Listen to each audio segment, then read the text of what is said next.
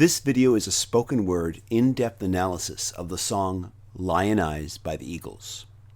No audio samples from the recorded song are being used in this video. Lyin was written by Don Henley and Glenn Frey and recorded by the Eagles in 1975 from the album One of These Nights.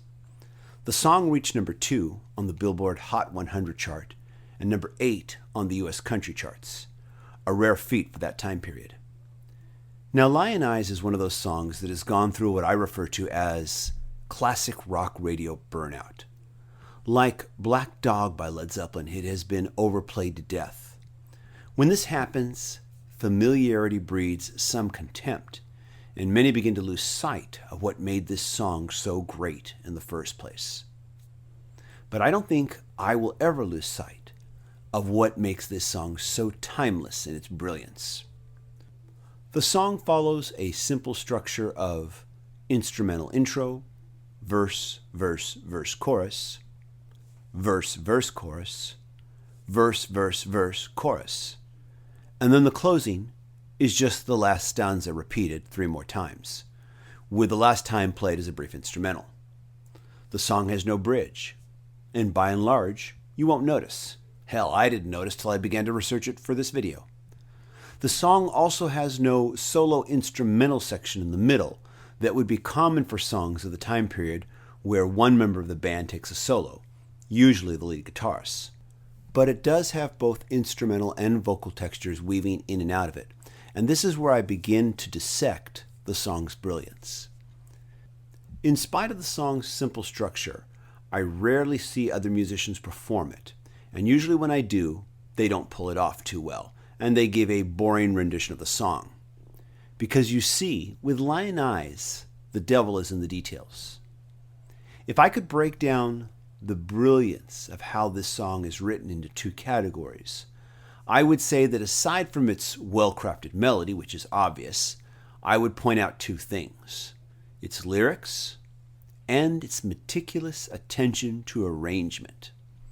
Now, I will get into the lyrics in a moment, but first I want to talk about arrangement. I personally think that Lyin could and should be used as one of the best case studies ever in how a song's arrangement can elevate it. I personally wish that each individual track could be made available for schools as an educational and study tool to teach just how much a song's arrangement can affect how you perceive it as you are listening to it. Of course, first we need to offer musical education as a valid study, but that's another topic altogether. So let's break down the arrangement. I once heard Tom Petty say, "Don't bore us, get to the chorus," which is a form of songwriting that has served popular music very well. Most popular songs will use a standard verse-chorus, and then onto the song's bridge motif.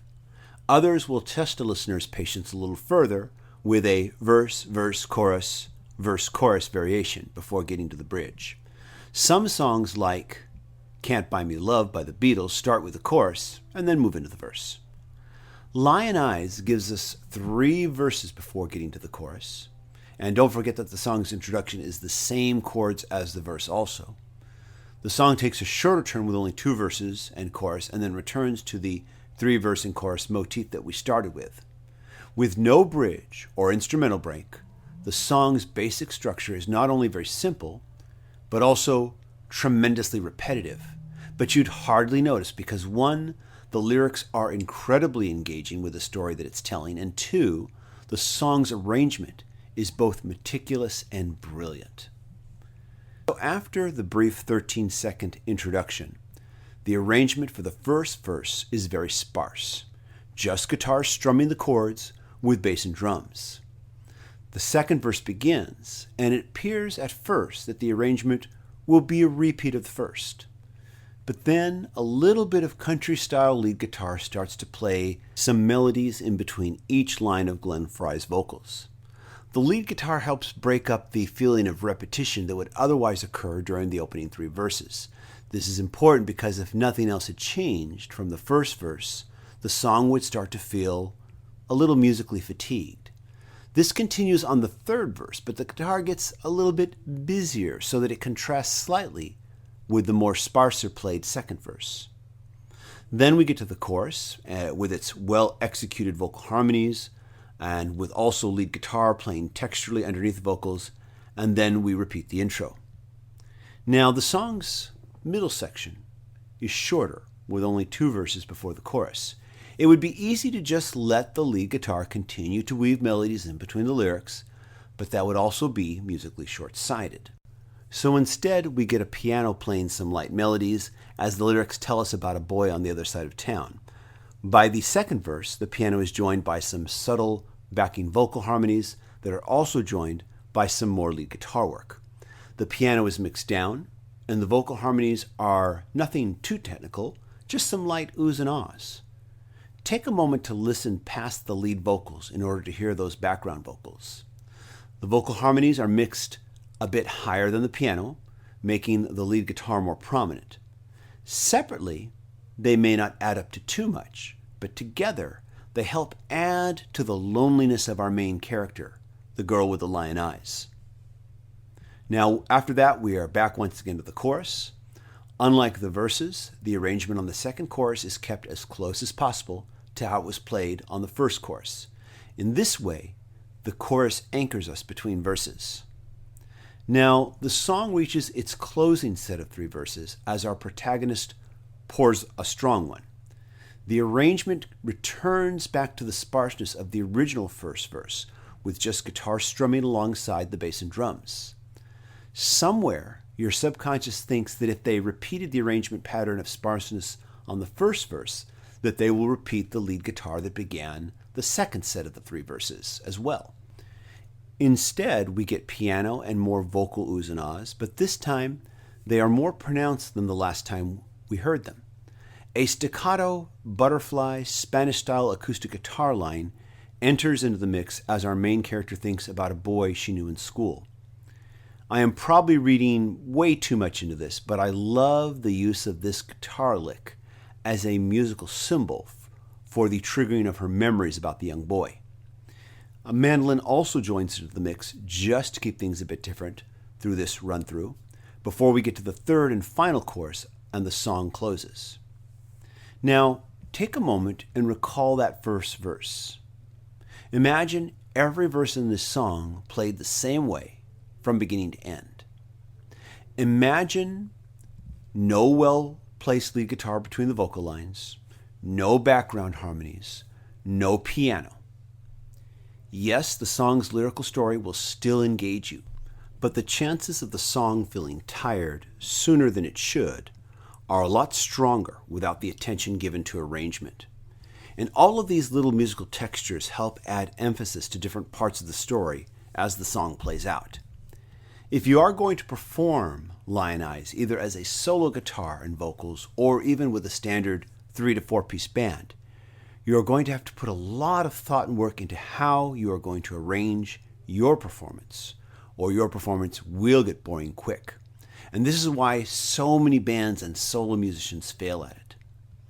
And by the way, if you think that I am not talking about production, in my opinion, the arrangement is what the song's production is all about.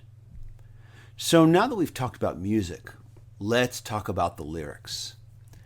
I have read that the idea for the song came from a remark that Glenn Frey made to Don Henley while observing a young, beautiful woman with a fat, bald, and much older but wealthier man, wherein he stated, "She can't even hide those lion eyes." A sarcastic and sardonic and maybe even envious remark, to be sure, but from it came a sad and tragic story about a beautiful woman who has created her bed and now has to lie in it. The song opens with, "City girls just seem to find out early how to open doors with just a smile." As I began my examination of this song, I thought that maybe, given the song's inspiration, a more truer line would have been to say, "Pretty girls just seem to find out early," or "Beautiful girls just seem to find out early." But this would have been too mean-spirited and spiteful. Using the term city girls invokes the old Americana symbolism that city folk are less innocent and more hard than non-city folk. The song continues with, "A rich old man and she won't have to worry. She'll dress up all in lace and go in style." These two simple lines of lyric put the listener in full view of Glenn Frey's initial observation of Don Henley. These two lines sum up the song's initial inspiration, and from there the authors create a possible fiction of that woman's life away from the public. The next line, "Late at night, a big old house gets lonely. I guess every form of refuge has its price, and it breaks her heart to think her love is only given to a man with hands as cold as ice." The line, "big old house," reinforces that she has married for money and not out of love, and the remaining lyrics inform us of the price she has paid for doing so. The lyrics continue, "So she tells him she must go out for the evening to comfort an old friend who's feeling down. But he knows where she's going as she's leaving. She is headed for the cheating side of town." I love that last line about heading for the cheating side of town because of its non-literal way of stating what she is doing without actually saying it. A less capable lyric would have gone something like, "She is going behind his back to mess around." Let's be glad that Glenn Frey and Don Henley know when not to be literal. Now, I'm going to skip the chorus for now and move on to the next verses, but don't worry, I will get to the chorus soon. The next line is, "On the other side of town a boy is waiting, with fiery eyes and dreams no one could steal. She drives on through the night anticipating, 'cause he makes her feel the way she used to feel." I feel that at least male listeners are meant to identify with the boy, and that's why he is described as having fiery eyes and dreams no one can steal. This line is brilliant because it puts you into the story. In fact, I would even dare to venture that this might be the authors putting themselves into the story as well. She rushes to his arms, they fall together. She whispers that it's only for a while. She swears that soon she'll be coming back forever. She pulls away and leaves him with a smile. Now, the first time we hear the chorus, it's just a summation of the song's initial inspiration. The second time we get to the chorus, it ties in perfectly to the end of the last verse I just read. Not only did she lie to the man she married, but now she is lying to the younger other man she is cheating with by saying that soon she'll be coming back forever. He believes her lies after all. The young man is not innocent, but the line of having dreams that no one can steal illustrates his naivety towards her. The song continues. She gets up and pours herself a strong one and stares out at the stars up in the sky. Another night, it's going to be a long one. She draws the shade and hangs her head to cry. At this point, we reflect and share our main character's pain. This line lets us empathize with her, and then she begins to emotionally break down. She wonders how it ever got this crazy. She thinks about a boy she knew in school. Did she get tired or did she just get lazy? She's so far gone, she feels just like a fool. Now, we begin to experience her breakdown at the beginning, and I love the line about she thinks about a boy she knew in school because it implies so much. Who the boy she knew in school is and how he fits into the story depends on your own past experiences of youth. To me, he is the reminder of when love was still a much more innocent and purer thing for her, before she let material comfort come before love. And remember that remark I made about the butterfly guitar line earlier? I am probably once again reading way too much into this, but perhaps the Spanish-sounding nature of that guitar line suggests that the boy she knew in school was Hispanic, perhaps from a less affluent family than the one she married into. Once again, I am probably reading way too much into what is just a musical texture. The song continues with, "My oh my, you sure know how to arrange things. You set it up so well, so carefully. Ain't it funny how your new life didn't change things? You're still the same old girl you used to be. And now we are clearly in the point of view of the songwriter as narrator. While the narrator does have a sardonic point of view, I get the feeling that he does feel sorry for her, but only up to a certain point. And finally, the third chorus. You can't hide your lion eyes, and your smile is a thin disguise. I thought by now you'd realize there ain't no way to hide your lion eyes. The chorus is the same lyrics each time, but this time, as it is informed by the last verse, it becomes clear that our narrator has known the woman in this song for some time now, quite possibly since their youth, as evidenced by the line, I thought by now you'd realize. He is looking at her and thinking to himself, I don't think you will ever learn.